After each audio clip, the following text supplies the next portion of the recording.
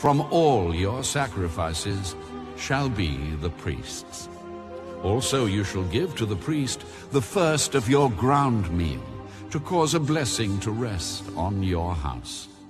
The priests shall not eat anything, bird or beast, that died naturally, or was torn by wild beasts. Ezekiel, chapter 45.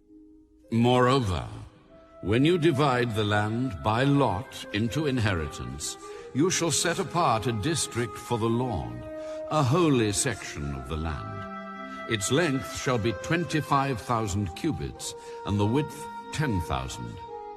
It shall be holy throughout its territory all around. Of this there shall be a square plot for the sanctuary, 500 by 500 rods, with 50 cubits around it for an open space. So this is the district you shall measure, 25,000 cubits long and 10,000 wide. In it shall be the sanctuary, the most holy place. It shall be a holy section of the land, belonging to the priests, the ministers of the sanctuary, who come near to minister to the Lord.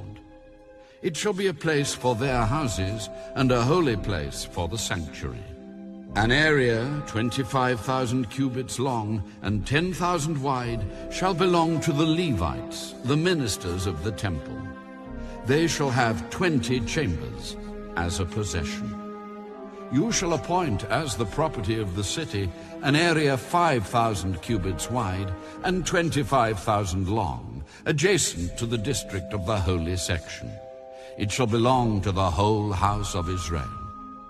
The prince shall have a section on one side and the other of the holy district and the city's property.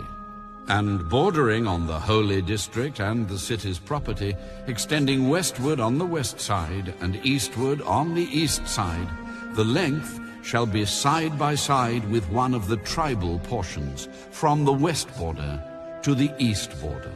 The land shall be his possession in Israel, and my princes shall no more oppress my people, but they shall give the rest of the land to the house of Israel, according to their tribes. Thus says the Lord God, Enough, O princes of Israel!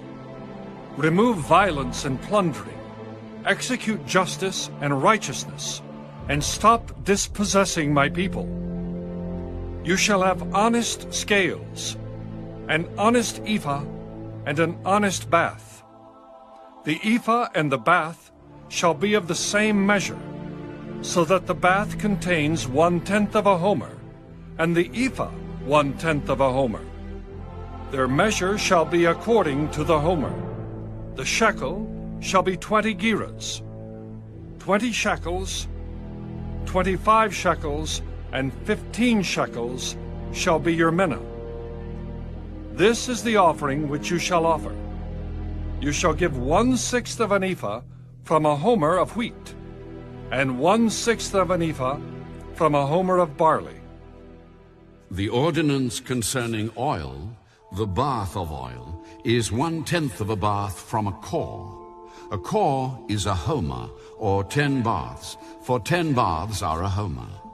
And 1 lamb shall be given from a flock of 200, from the rich pastures of Israel.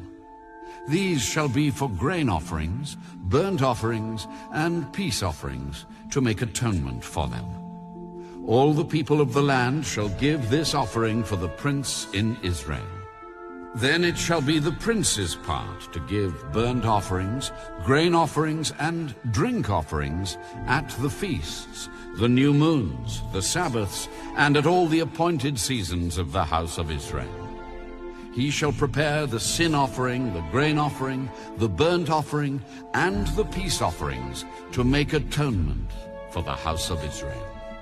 Thus says the Lord God, In the first month, on the first day of the month, you shall take a young bull without blemish and cleanse the sanctuary. The priest shall take some of the blood of the sin offering and put it on the doorposts of the temple, on the 4 corners of the ledge of the altar, and on the gate post of the gate of the inner court. And so you shall do on the 7th day of the month for everyone who has sinned unintentionally or in ignorance. Thus you shall make atonement for the temple. In the 1st month, on the 14th day of the month, you shall observe the Passover, a feast of 7 days. Unleavened bread shall be eaten. And on that day the prince shall prepare for himself and for all the people of the land a bull for a sin offering.